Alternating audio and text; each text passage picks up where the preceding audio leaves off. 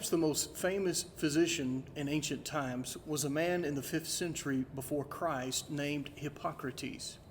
Hippocrates is actually known as the founder of modern medicine too, because he was, at least seems to be the first, who approached medicine and the body separate from philosophy and other things and focused on just the physical healing and overall well-being of the body.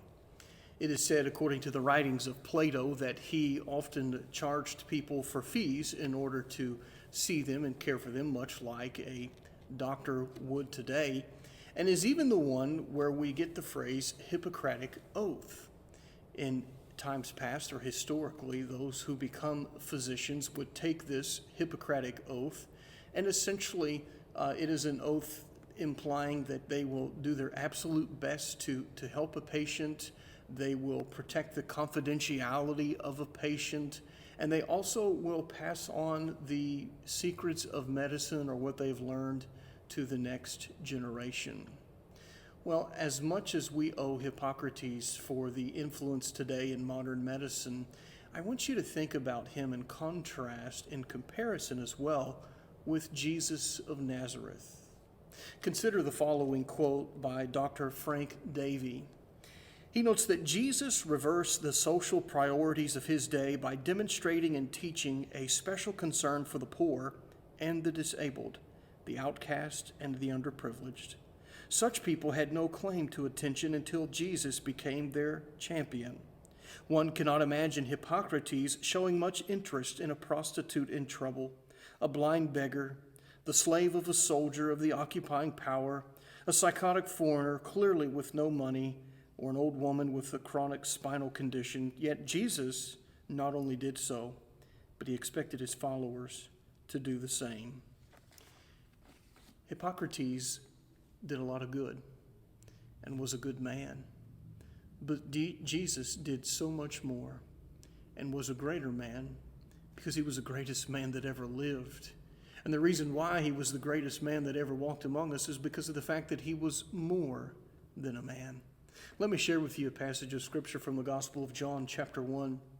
The very first verse says this, that in the beginning was the Word, and the Word was with God, and the Word, watch this, was God. Notice this Word is a divine being. This Word is God. Well, who exactly is this Word? Drop down and look at verse 14. Notice it says, and this Word became flesh.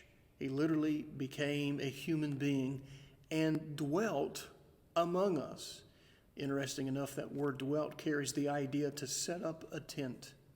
You know what it means to set up a tent. It's not a permanent residence. You're just kind of traveling. It's a temporary dwelling place. And so God left the splendor of heaven and he became a man. He set up a tent among us. And notice, we beheld his glory. You know, that phrase glory there also carries the idea of the presence of God making himself known. And let me tell you something. When Jesus came to this earth, he made himself known as God. And a lot of times when we think of the ways Jesus made himself known as God, perhaps we think of his resurrection from the dead, yes. We think of his miracles, yes. We think of his baptism and God the Father on that occasion, yes. But let me tell you something else. Jesus reveals himself to be God also through his character and how he treated others. Let me tell you something. There's never been another individual on the face of this earth that has loved and has cared more for the souls of man and the overall well-being of man more than Jesus Christ. And as his followers and as his disciples, he sets the bar for us to follow in his footsteps and to do the same.